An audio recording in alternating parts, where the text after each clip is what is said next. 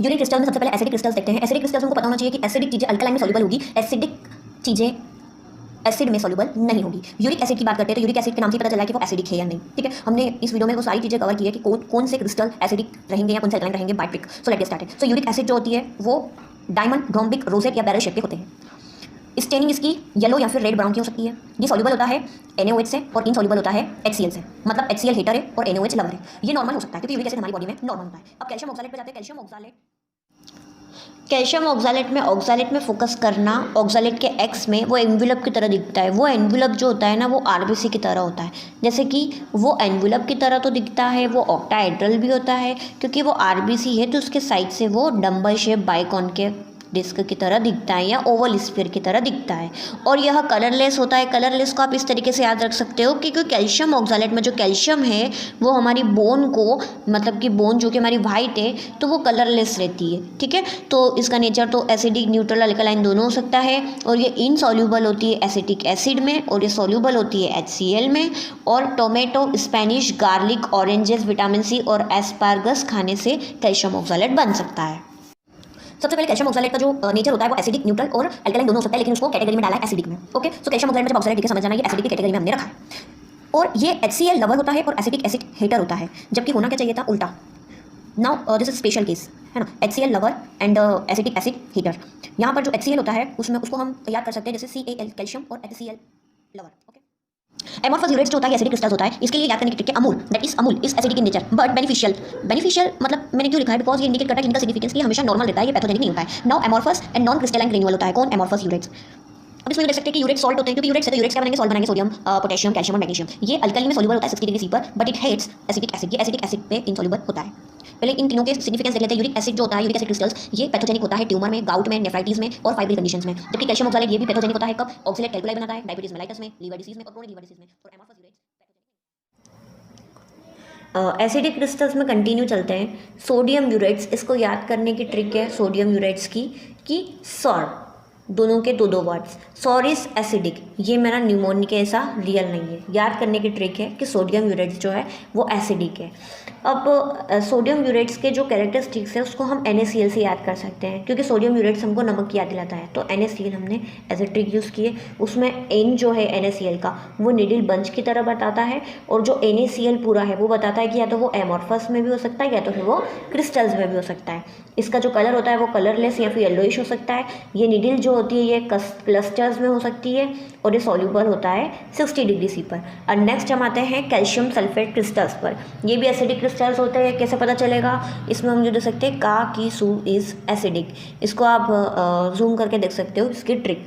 Now secondly इसमें calcium sulphate crystals जो होते हैं ये एसिड में सॉल्युबल होते हैं जबकि अल्कलाइन में होना था, तो this is a special case और ये बहुत रेयर पाए जाते हैं। ये लॉन्ग और थिन होते हैं, ये कलरलेस, निडिल और प्रिज्म होते हैं, ये एसिडिक एसिड में सॉल्युबल होते हैं जैसे बता चुके हैं, और ये रेयर होते हैं। नेक्स्ट आते हैं हिप्यूरिक एसिड में। तो हिप्यूरिक एसिड में जो 2P है वो बताते हैं कि ये पानी में सॉल्युबल होते हैं और ये प्रिज्म और प्लेट की तरह दिखते हैं।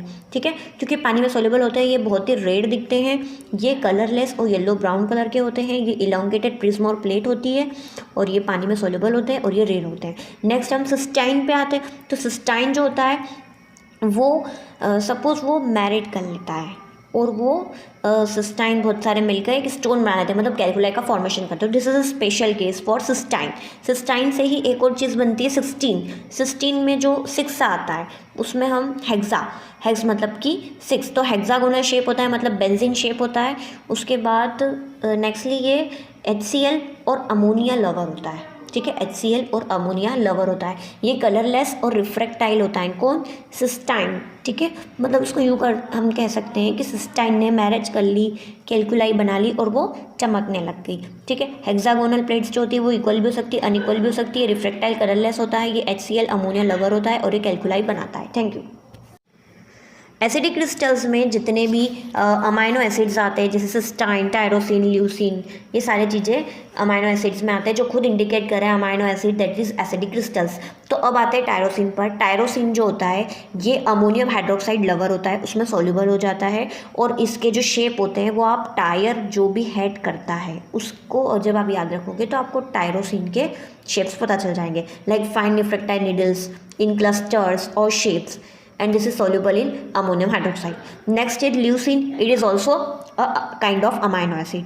ये अमाइनो एसिड ऐसा होता है, सपोज कि ल्यूसिन ने आइसोल्यूसिन के साथ मैरिड कर ली एंड देन वो सजी चमकी धमकी और उसने ब्राउन कलर का लहंगा पहना, देन उसने जब मेकअप करा तो वो ऑयली, हाईली रिफ्रेक्टाइल और spheroid like radial concentric striations, वो डिज़ाइन वाली ड्रेस पहन ली, वो रेडिएशंस छोड़ रही है, मतलब रेडियल, स्फेरॉइड मतलब गोल मटोल दिख रही है, इस तरीके से हम याद कर सकते हैं। और ल्यूसिन जो होता है वो हॉट अल्कोहल और acetic acid, point to be noted, वो हॉट अल्कोहल यानी अल्कोहल और एसिटिक एसिड दोनों में सॉल्युबल हो रही है। कोलेस्ट्रॉल अगर हमारी वेन में जम जाता है, ठीक है, सो ये फ्लैट की तरह जमता है, एक फ्लैट होता है, बड़ा होता है, लार्ज होता है, मतलब बहुत सारी, तभी तो हमारी विस्कोसिटी ब्लड की बढ़ जाती है। देन ट्रांसपेरेंट प्लेट्स होती है, फ्लैट होता है, लार्ज होता है और फिर ये नॉच्ड कॉर्नर फॉर्म करता है, जैसे आप पिक्चर में देख सकते हो। Then soluble in ether, chloroform, but it is not soluble in alcohol. Cholesterol alcohol में सोल्यूबल नहीं होता। इसकी ट्रिक ये है कि कोलेस्ट्रॉल भी डिसीज कॉज करना चाहता है, अल्कोहल भी डिसीज कॉज करना चाहता है, दोनों के एम सेम होने के कारण ये दोनों को हेट करते हैं, but cholesterol soluble in ether and chloroform. Then last is sulpha crystal. Sulpha crystal को हम एसिडिक है, कैसे याद रखेंगे, सर्फ इज एसिडिक, ठीक है, सर्फ इज एसिडिक। और sulpha drugs precipitate out as shapes of needles, मतलब कि सल्फा क्रिस्टल्स जो होते हैं वो नीडल के शेप्स की तरह होते हैं, ये प्रेसिपिटेट बना सकते हैं, ये क्लियर होते हैं या ब्राउन दिखते हैं, ये एक्सेंट्रिक बाइंडिंग बनाते हैं जब ये क्रिस्टल्स दिखते हैं तो, और ये एसीटोन में सोल्यूबल होते हैं। एसीटोन में सोल्यूबल हमको कैसे पता चलेगा, मतलब कि जो सल्फा क्रिस्टल में को हमने सर्फ कराया, सर्फ से हम क्या करते हैं, कपड़े धोते हैं, तो कपड़े हमने स्टोन पे धोए, मतलब कि acetone, so sulpha crystals are soluble in acetone. Now clinical significance of sodium urates, calcium sulfate, hippuric acid and so on amino acids. Sodium urates clinical significance is no. Calcium sulfate clinical significance is no. Hippuric acid clinical significance is no. Here is cystine. Focus on cystine. Yes, it is pathogenic in congenital cystinosis, congenital cystinuria. Now tyrosine, yes, it is pathogenic in liver disease, tyronosis means accumulation of tyrosine in cells. Now leucine is also a pathogenic in severe hepatitis, acute yellow atrophy, maple syrup urine disease. This is also known as MSUD, maple syrup urine disease. Now cholesterol, obviously this is pathogenic in nephritis, chyluria, excessive tissue breakdown. Urine में alkaline crystals, जब भी हमको कभी phosphate दिखता है मतलब वो alkaline nature का है। सबसे पहला आता है triple phosphate, it is also known as ammonium magnesium phosphate. Triple phosphate में ट्रिपल जो बता रहा है कि 3 चीज़ें हैं, तो वो 3 चीज़ों में पहला तो फॉस्फेट है, ट्रिपल फॉस्फेट, 2 कौन है, अम्मा, दैट इज़ अमोनियम मैग्नीशियम, ठीक है, सो अमोनियम मैग्नीशियम फॉस्फेट इसका अनादर नेम है।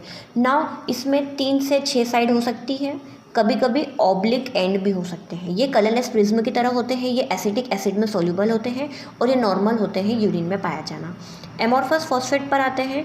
एमॉर्फस फॉस्फेट जो होता है ये प्रेसिपिटेट बनाता है, मतलब कि ग्रेन्यूल का फॉर्मेशन करता है। कौन, अमॉर्फस फॉस्फेट। ये अमॉर्फस तो होते हैं लेकिन ये जो फॉस्फेट होता है ये फॉस्फेट प्रेसिपिटेट और ग्रेन्यूल्स बनाने के लिए रिस्पॉन्सिबल होता है, जो कि एसिटिक एसिड में सॉल्युबल होते हैं।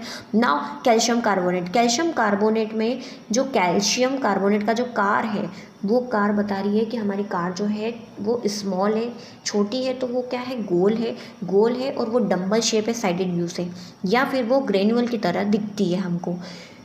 ये कलरलेस होती है। कलरलेस हम ये बोल सकते हैं कि कैल्शियम है, सो हम कलरलेस बोल सकते हैं, और ये एसिटिक एसिड में सॉल्युबल होती है। Now calcium phosphate. Calcium phosphate को हम ब्रूशाइट भी बोलते हैं, it is also known as brushite. Calcium phosphate is also known as brushite. और यह लॉन्ग थीन या प्रिज्म की तरह 1-8 पॉइंटेड एंड होता है। इरेगुलर ग्रेनुअल प्लेट्स भी हो सकती है। यह रोजेट में अरेंज होती है, स्टार में अरेंज होती है, या फिर निडल्स में अरेंज होती है। ये कैल्शियम फॉस्फेट या ब्रूशाइट जो होते हैं ये कलरलेस होते हैं। ये डाइल्यूट एसिटिक एसिड में सॉल्युबल होते हैं। किसमें, डाइल्यूट एसिटिक एसिड में। नाउ ये नॉर्मल होते हैं एंड ये स्टोन्स फॉर्म करते हैं। कौन, कैल्शियम फॉस्फेट। कैल्शियम फॉस्फेट जो होते हैं या फिर ब्रूशाइट जो होते हैं ये स्टोन फॉर्म करते हैं। नाउ फॉस्फेट से आप देख सकते हो कि फॉस्फेट में जो पी है वो बोलता है पॉइंटेड एंड, एक पॉइंट एंड होता है। नाउ इसमें जो पी है वो बोल रहा है प्रोड्यूस ग्रेन्यूल, से ग्रेन्यूल्स प्रोड्यूस करता है। और कैल्शियम वाली बोन, मतलब कि जो बोन होती है उसका फॉर्मेशन करता है. दिस इज न्यूमोनिक कैल्शियम वाली bone. Forget it. Now calcium. Now last ammonium biurates. Ammonium biurates को याद करने के लिए अल्कलाइन है या नहीं. सो बाई आम लाई is alkaline nature is harmful. Harmful यहाँ क्यों यूज़ करा है, क्योंकि ये एबनॉर्मल होगा हमेशा. और बाई आम लाई इज़ अल्कलाइन नेचर, ये हमारा न्यूमोनिक है कि ammonium biurates is alkaline in nature. ये येलो ब्राउन कलर के होते हैं. ये स्फेरिकल बॉडीज़ होती है. ये लॉन्ग इरेगुलर स्पेलिकल के साथ या फिर नहीं भी हो सकती है. ठीक है. यह एसिटिक एसिड में सॉल्युबल होती है. हीटिंग करने पर सॉल्युबल हो जाते हैं. कौन? बाई आम वाली चीज़ें जो होती है वो हीटिंग में सॉल्युबल डिजॉल्व हो जाती है या सॉल्युबल हो जाती है. और ये हमेशा एबनॉर्मल होंगे. कौन? Ammonium biurates. Thank you. Now finally clinical significance of all alkaline crystals. तो ट्रिपल फॉस्फेट या ammonium magnesium phosphate it is pathogenic in chronic cystitis, chronic pyelitis and in large prostate. Okay, in large prostate. Now amorphous phosphate, no clinical significance. Calcium carbonate, no clinical significance. Calcium phosphate, it is normal but high urine pH it causes. Now ammonium biuretes, it is abnormal